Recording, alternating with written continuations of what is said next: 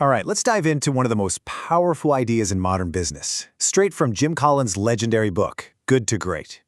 It's a simple concept called the bus framework. And trust me, it flips decades of conventional wisdom completely on its head. So, let's start with the big question, the one that every leader has to answer. What do you focus on first? Is it the brilliant strategy, the perfect product roadmap, that visionary destination you're aiming for? For years, the answer seems so obvious. You start with where you're going. But what if that entire way of thinking was just fundamentally wrong? Now, this slide just lays it all out so perfectly. On the left, you've got the standard playbook, right? Set a vision, hire some people to get it done, and then manage them like crazy. But look at the right. Collins found that great leaders start somewhere totally different. They focus on getting the right people on the bus, getting the wrong people off, and getting everyone into the right seat. Only then, after the team is set, do they figure out where to drive. People first, strategy second. And that brings us to the core metaphor that makes this whole thing so easy to remember and so powerful. I want you to think of your company or your team not as some complex machine, but as a simple bus. Look, the process here looks simple, but the sequence is everything.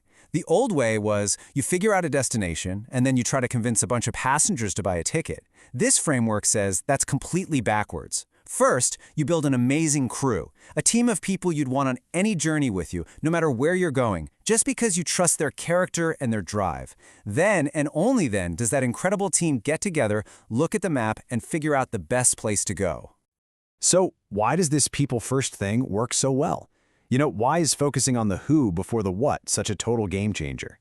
Let's break down the logic behind the magic. It really comes down to these three massive advantages. First up, you see it on the left, adaptability. In a world that's changing faster than ever, any fixed, rigid strategy is gonna break. But a bus full of adaptable, talented people, they can pivot. They can figure out a new route to any destination. Second, in the middle, is motivation. Think about it.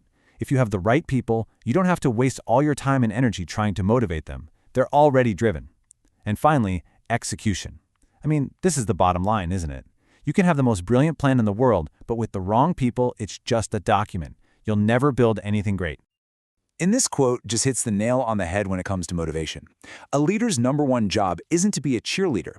It's to build an environment where people who are already motivated can just do their best work. And you know what the biggest demotivator for an A player is? It's having to work alongside someone who isn't pulling their own weight. That's why getting the wrong people off the bus is just as important as getting the right ones on.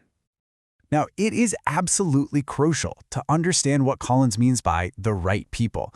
This is not a hunt for the shiniest resume. It's not about who has the most years of experience or who demands the highest salary or who went to some fancy school. These are the traps that are just so easy for leaders to fall into. Instead, the right people are defined by things you can't always see on paper. Do they fit your company's character? Do they actually share your core values? Do they have that built-in work ethic and a drive to own their work? And maybe most importantly, can they learn and adapt? You're basically hiring for character and then training for skill, not the other way around. Okay, so we get the theory, but how do you actually put this into practice? Well, it takes discipline. Collins calls it rigor. So let's look at the practical playbook for leaders. This next slide has the single most powerful question a leader can ask to figure out who's on their bus. Just think about this for a second. For every person on your team, ask yourself, knowing what I know now, would I hire this person again today? If the answer is no, or even a hesitant, maybe, then you've got a problem you need to deal with. It's a gut check that just cuts through all the excuses. And that gut check leads to 3 non-negotiable rules. Rule number 1, if you're in doubt when you're hiring someone, the answer is no. Keep looking. Don't compromise. Second, always remember that you can teach someone a new skill, but you can't teach them integrity or a work ethic. And third, and this is the hardest one, you have to act decisively. The short-term pain of letting someone go can feel huge, but the long-term cost of keeping the wrong person and lost morale, installed projects, and driving away your best people is always, always higher. But let's be honest, applying these rules is tough. It's emotionally difficult. Leaders are human, and they get caught in these really common traps, like holding on to legacy players, people who were great for where the company was 5 years ago, but just don't fit anymore, or confusing loyalty to the past with what's actually needed for the future. And maybe the most tempting trap of all, keeping a high performer who is a terrible culture fit just because their numbers look good, even while they're poisoning the team around them. Rigor means you have to avoid these pitfalls. Now, you might be thinking, okay, this is a great principle, but is it really still relevant today? The answer is a resounding yes. In fact, it's more urgent than ever, especially now, in the age of AI. Just look at the difference here. On the left, you've got yesterday's team. More people, siloed tasks, lots of management. But on the right, you see today's reality. We're moving towards what you could call lean but elite teams. Fewer people, but they're creating way higher output because of automation. And that means every single person on that bus now carries way more responsibility.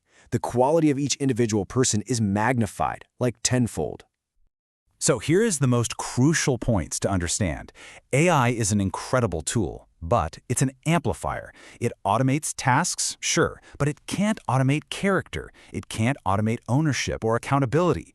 If you have a dysfunctional team member, someone who makes excuses or dodges responsibility, AI won't fix that. In fact, it will only amplify their negative impact, making it even more damaging to the entire team.